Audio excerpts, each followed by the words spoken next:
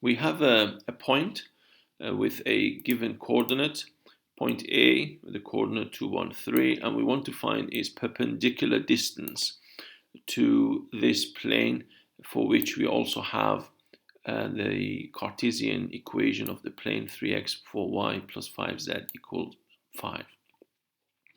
The very usual method for finding this perpendicular distance, which is this pink line perpendicularly landing on the plane, is to choose a random point on the plane. And when we say random, you can really pick two, you can randomly select two coordinates, and then for which you will find the third one.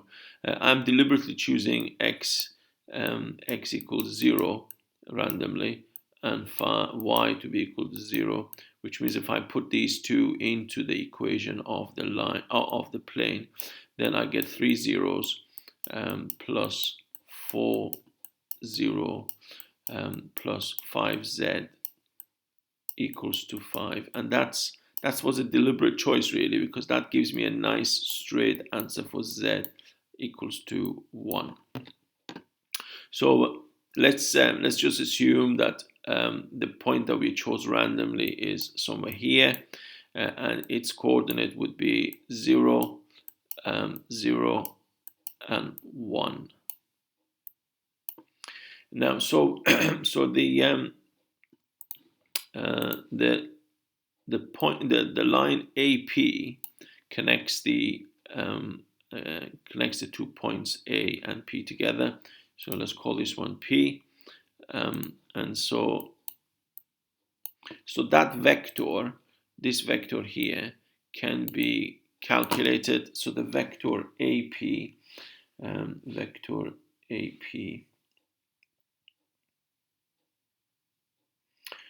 would be the position vector of P, which is 0, 0, 1, minus the position vector of A, which is 2, 1, 3, and that will give us a vector of -2, -1, and -2.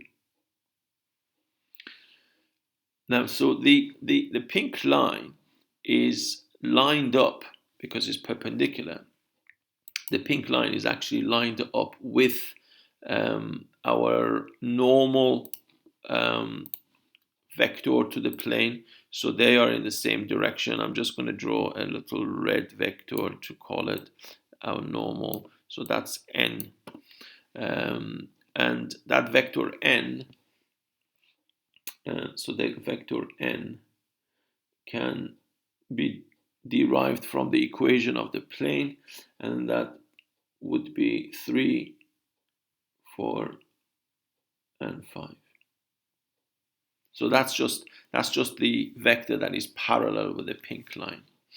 Now we are interested in finding the distance AT.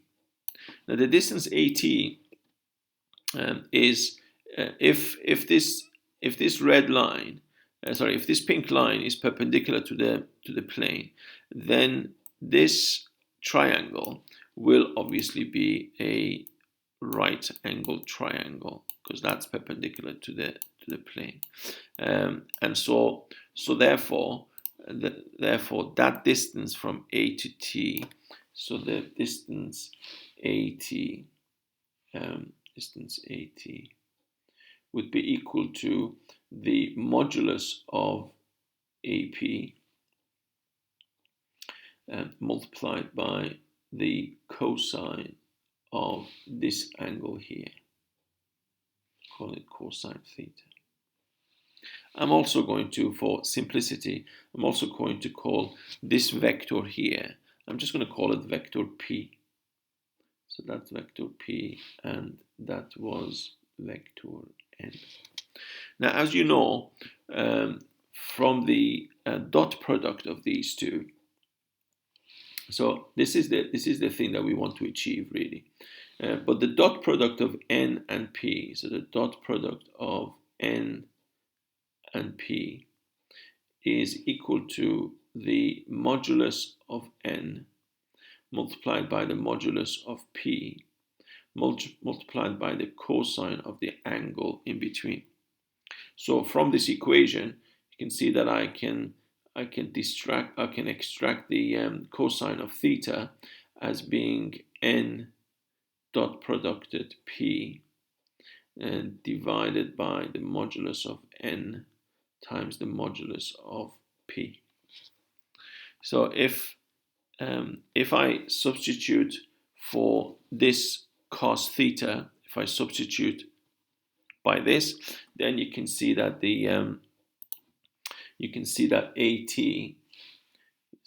AT would be equal to the modulus of AP. You know, AP was the vector P, so that's just vector P. So it was the modulus of P times by cosine of theta, and I'm going to substitute for cosine of theta as dot product of n and P over n modulus of n times modulus of P. And as you can see, thankfully this cancels that, so it simplifies itself to simply dot product of n by P over the modulus of n. So we already have, so this is our P. So the vector P, that's vector P. So if we just put that in there, you can see that AT would be equal to AT is equal to AT is not a vector. AT is just a line. AT is equal to n, which is 3, 4, and 5.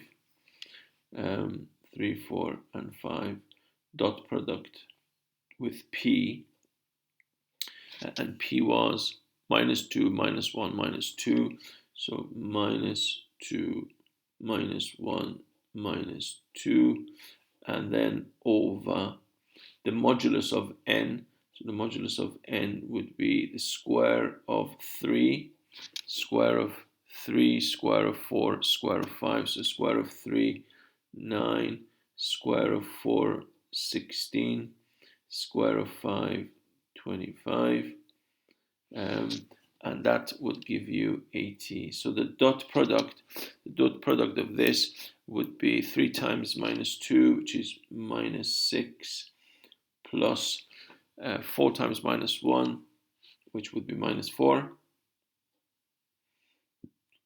plus 5 times minus 2, which is minus 10. And that's all over 25, 25, so that would be root 50. And so just finishing it off, it would be minus 6, minus 4, minus 10. That's minus 6, minus 20, minus 20 over 5 root 2, and you would get minus 4 over root 2, which would be equal to it would be equal to, I've rationalized it, so 4 root 2 over 2, which would be equal to 2 root 2. The reason I am avoiding writing the negative is because 80 is a distance. So if I would have chosen the vectors the other way, this would have come out as a positive answer. So it's really depending on this vector that we are picking, and that's what came out as. So 80 basically would be the modulus of the answer. So the distance 80 is in fact 2 root 2 unit length, whatever the unit length is in this case. We haven't been told that the coordinates are measured in centimeters. If we were told that coordinates were measured in centimeters, then that would be 2 root 2 centimeter as a length. Okay, well, I'll see you on the next in the next question, on the next video. Do post your questions to me. I normally pick the one that is kind of requested more often, and that way the videos that I make is more relevant to the type of things that my audience are expecting to see. See you in the next video.